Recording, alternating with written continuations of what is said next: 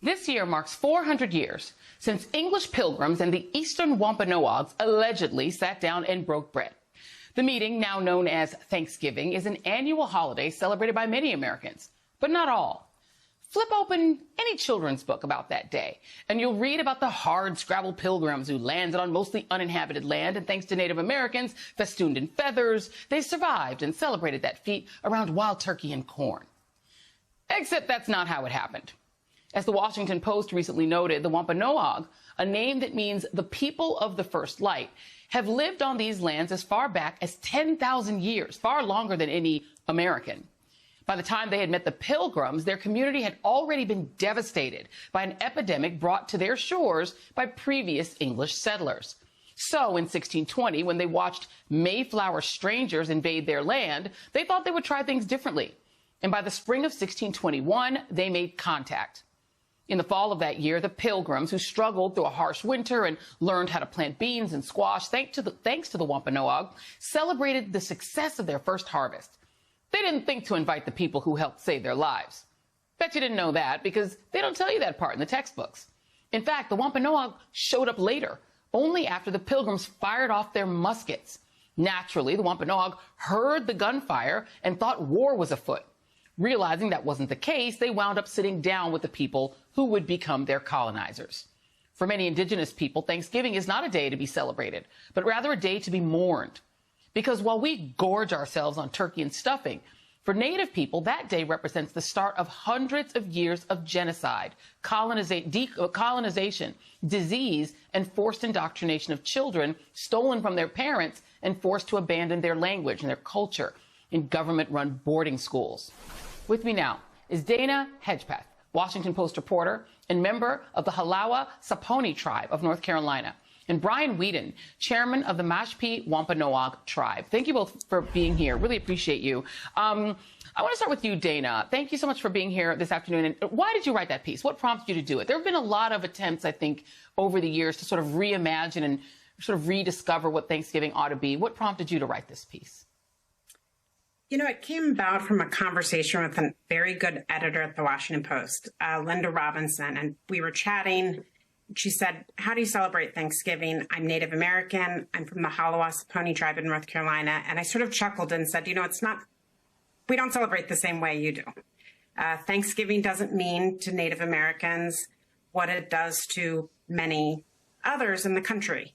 And so that got us thinking, what's the best way to tell that story? And the 400th anniversary brought about a great opportunity to do that. I was very fortunate to meet Chairman Weeden through introductions and to really listen to their side of the story that, as you said, is so often not shared. Yeah. And, you know, Chief Weeden, I think that's an excellent point, because I think there is an American tick of sort of looking at the arrival of Europeans here as just a triumph, right? A triumph of will, a triumph of the Mayflower and the Nina and the Pinta and the Santa Maria, and sort of whitewash the fact that there were people here.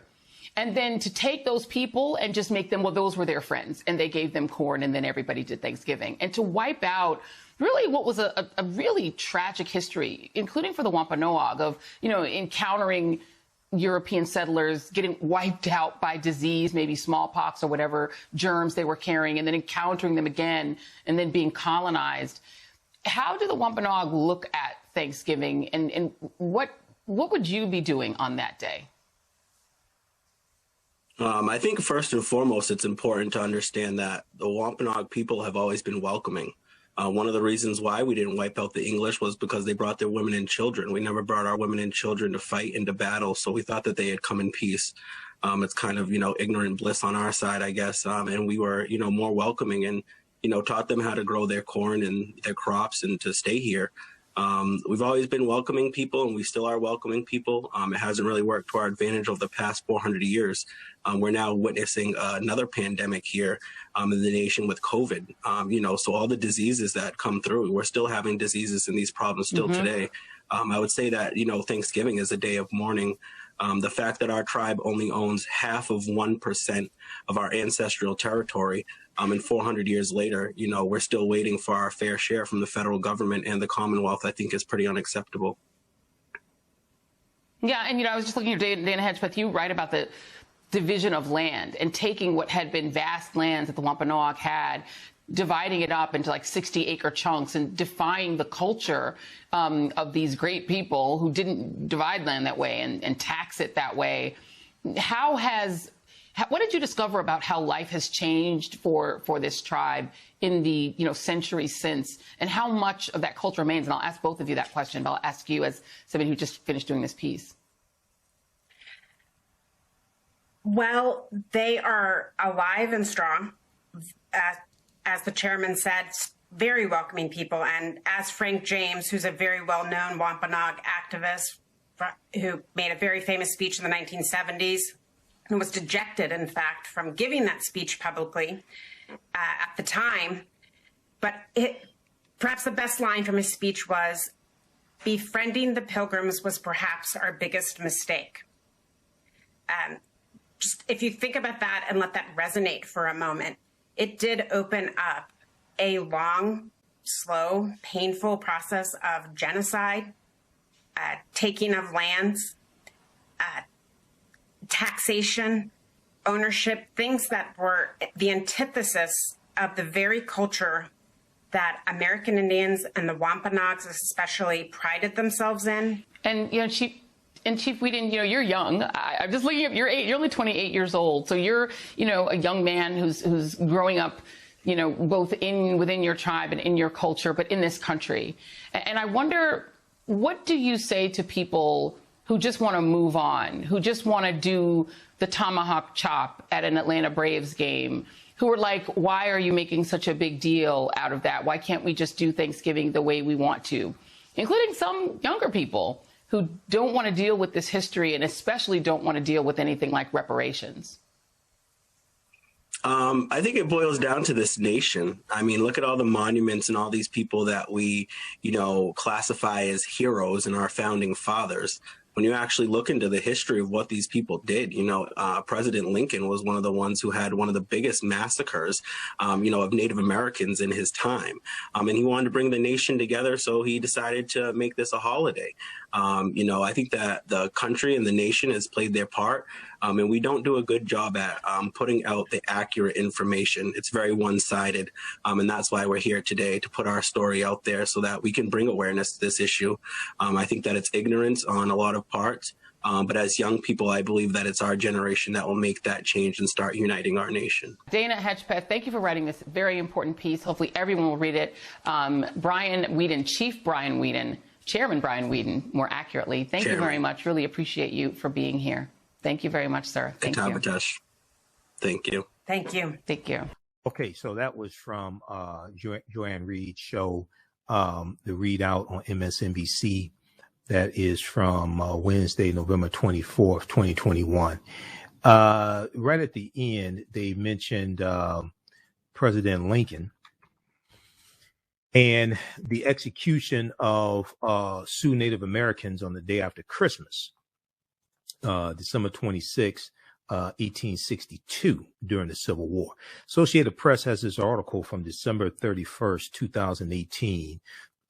Lincoln ordered execution of dozens of Sioux warriors, commuted sentences of others. Okay, this is what he's talking about.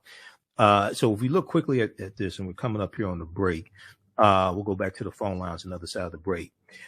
So the claim is on social media posts circulating recently stated, quote, on this day, December 26, 1862, 38 Native Americans are executed in the U.S.'s largest mass hanging.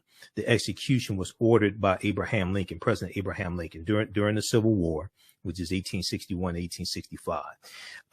So this is true, and there's numerous sources on this, numerous information you can research on this.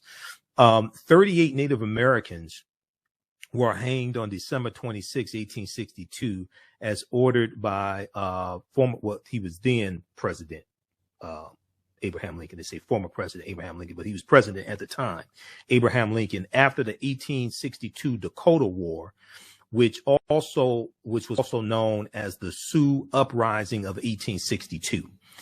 The sentences of 265 others were commuted. Okay, so here's what happened. A military commission sentenced 303 Sioux Native American fighters to be executed after deadly fights white settlers and soldiers had with Indians, Native Americans angry about the loss of their homeland and lack of access to food. Harold Holzer, Holzer, author of several books on Abraham Lincoln, told the Associated Press in a telephone interview that Lincoln reviewed, quote, every one of these capital cases, end quote. Now, according to reporting by the Associated Press, the original trials were a farce, some taking as little as 5 minutes. In addition, the Native Americans were denied counsel, denied attorneys, and did not understand what was being said. After the review, President Abraham Lincoln decided there was evidence that 39 Sioux Indians were guilty of murder or rape during the uprising and ordered their execution.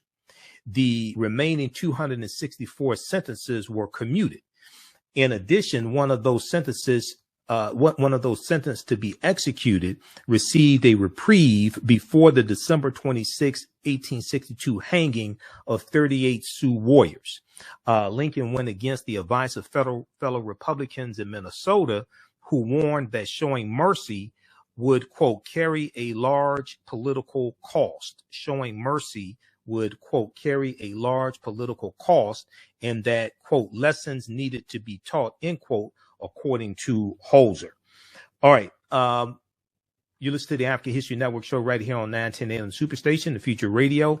I'm Michael Imhotep. We'll be back in a few minutes. And, you know, like I said, to say it's a damn shame is an understatement.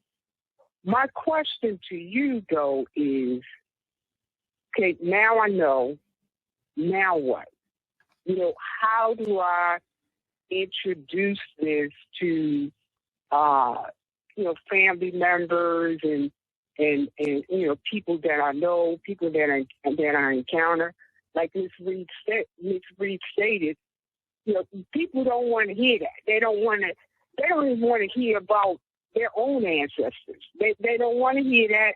Can you just pass the potatoes out? Who made the potatoes out? Can you just pass the turkey? Right. I don't want to hear that. So I think. So how do we, you know, right. How do we move our community towards a more honest and authentic narrative? Right. Okay. So the way to do that, and we got other callers too. So the way to do that, I think, is one, read these articles that I'm sharing with you, because this deals with the history, and it deals with a lot of history that we have not been taught.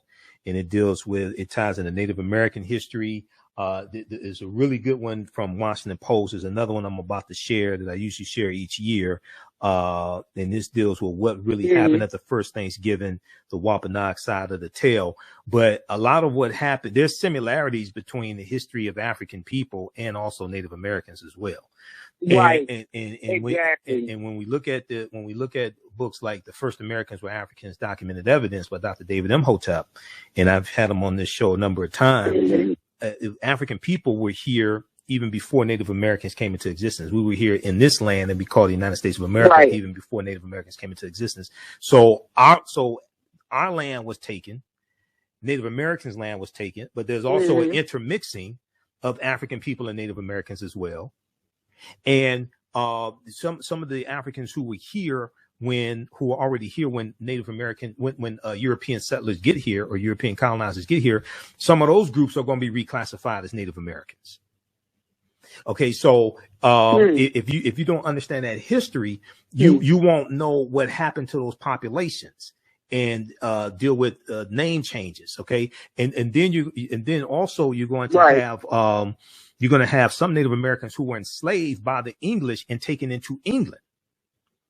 Okay, that history also happens as well. Oh, wow. So, and one of them was Squanto, because Squanto was the one who, Squanto was a Native American who showed the Pilgrims how to fish and how to grow corn and things like this. But he was a Native American who was captured in this land in the Massachusetts area by the English, taken into England, and he's going to be able to get away and come back to his people here, and he learns English.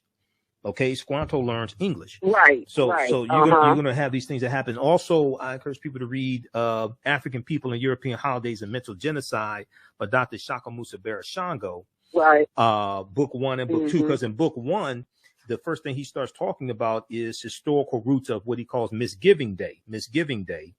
And he talks about the Emoja Karamu, which is the Unity Feast, and for African people to replace Thanksgiving with the Unity Feast.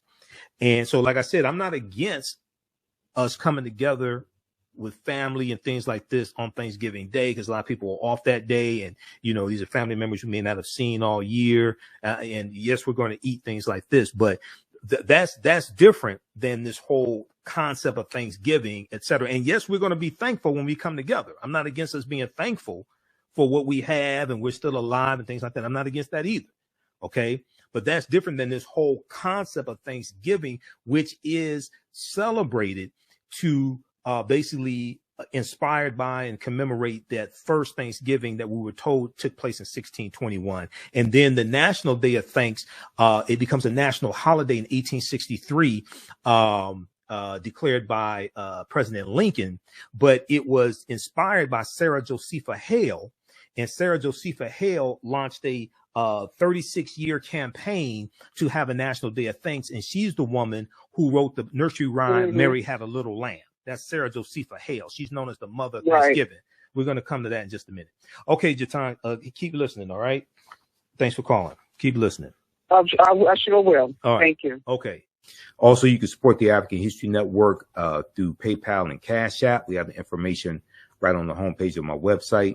If you scroll down, $ the AHN show through Cash App, and through PayPal, paypal.me/the AHN show. This is our Cash App. Tag $ the AHN show, SHOW. When you go to it, it'll say Michael and show my picture there.